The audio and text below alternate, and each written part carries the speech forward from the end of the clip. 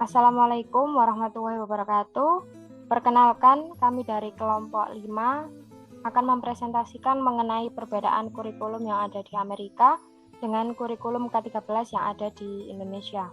Untuk anggota dari kelompok kami ada Muhammad Alfian dengan NIM akhir 009, Niko Listian NIM akhir 027, Bias Nadilia NIM akhir 036, Siti Hoiria NIM akhir 048, Rika Faradila NIM akhir 051, dan Editia Yoga NIM akhir 066. Untuk perbedaan kurikulum Amerika dengan kurikulum K13 yang ada di Indonesia, kami membagi menjadi 6 pokok pembahasan. Yang pertama, mengenai perbedaan pokok kurikulum matematika. Yang kedua, prinsip kurikulum matematika. Yang ketiga, standar isi. Yang keempat, standar proses. Yang kelima, metode pembelajaran. Dan yang terakhir, mengenai asesmen. Untuk yang pertama, mengenai perbedaan pokok kurikulum matematika yang ada di Amerika dan Indonesia. Untuk yang ada di Indonesia, pada kurikulum matematika di dalam K13 itu dikembangkan berdasarkan kompetensi tertentu. Dan di kurikulum matematika ini, itu berpusat kepada anak sebagai pengembangan pengetahuan dan keterampilan. Selain itu, pada kurikulum matematika K13 terdapat penekanan pada pengembangan kemampuan pemecahan masalah, kemampuan berpikir logis, kritis, serta kreatif pada siswa. Tak hanya itu, dalam kurikulum matematika K13 ini juga menekankan kepada kemampuan mengkomunikasikan matematika dalam diri siswa. Itu untuk pokok kurikulum matematika yang ada di Indonesia.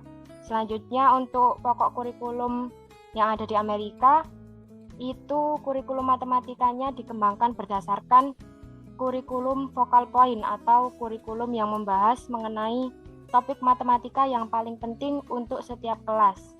Jadi di kurikulum focal point ini terdapat ide-ide yang terkait konsep, keterampilan, pengetahuan, juga prosedur yang membentuk dasar bagi pemahaman di pembelajaran matematika.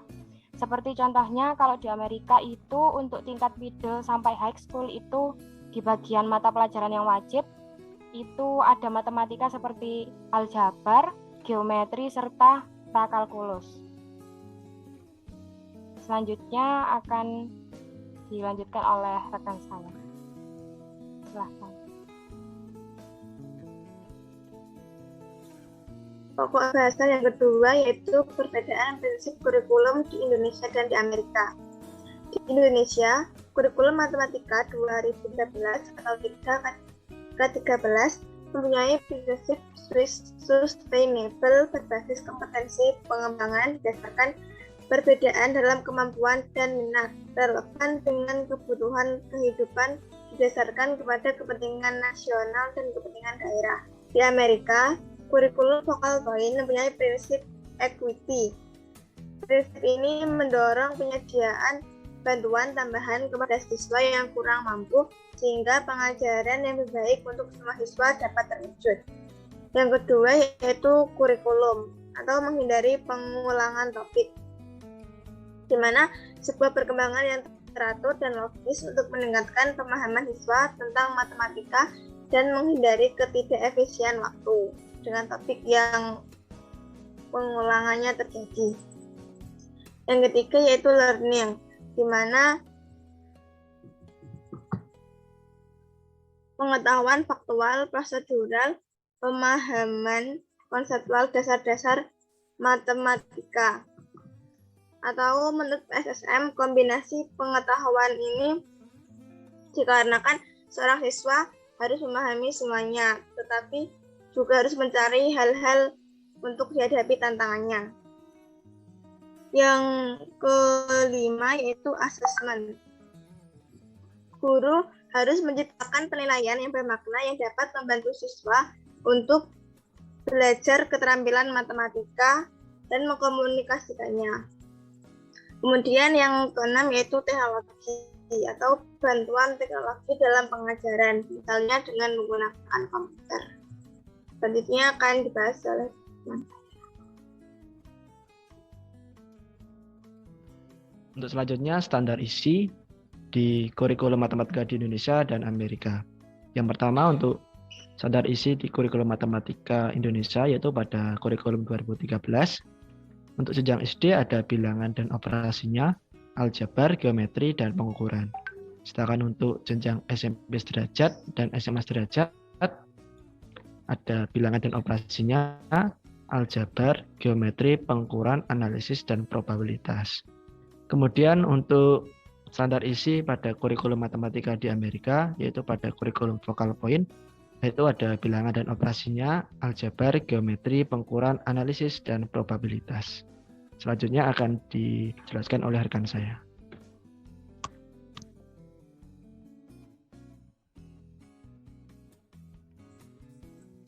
Yang berikutnya standar proses. Yang pertama dari Indonesia. Standar proses kurikulum matematika 2013 K13 yaitu yang pertama problem solving, penalaran dan komunikasi. Untuk SD problem solving, penalaran dan pembuktian, komunikasi, koneksi. Untuk SMP sederajat problem solving, penalaran dan pembuktian, komunikasi, koneksi, representasi. Ini untuk SMA sederajat.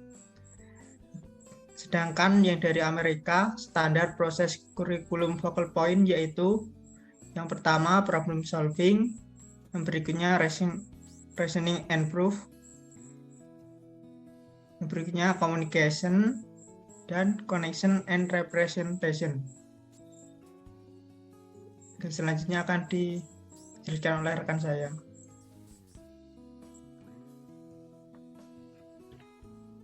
Selanjutnya, metode pembelajaran. Di Indonesia, metode pembelajaran kurikulum matematika 2013 menggunakan metode saintifik, yaitu mengamati, menanya, mencoba, mengasosiasi, dan mengomunikasikan.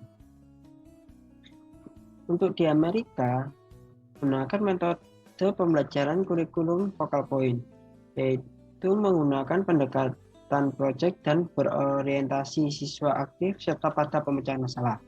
Kurikulum focal point ini menyajikan cara untuk fokus pengajaran, pembelajaran, dan penilaian matematika dan menyediakan kerangka kerja untuk merancang dan mengatur harapan kurikulum dan penilaian.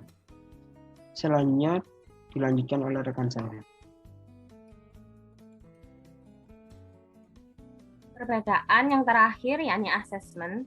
Di Indonesia, pada kurikulum matematika 2013 atau K13, ujian akhir nasional digunakan untuk menentukan kelulusan siswa SD, SMP, dan SMA.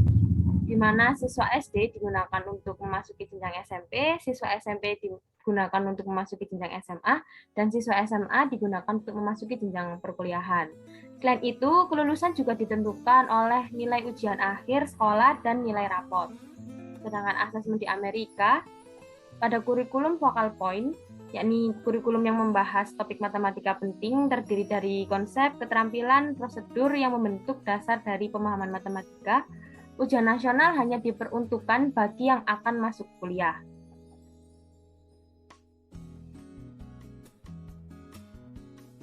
Sekian presentasi dari kelompok 5. Jika ada pertanyaan, silahkan ketikkan di kolom komentar. Terima kasih telah menonton video ini. Sampai jumpa. Wassalamualaikum warahmatullahi wabarakatuh.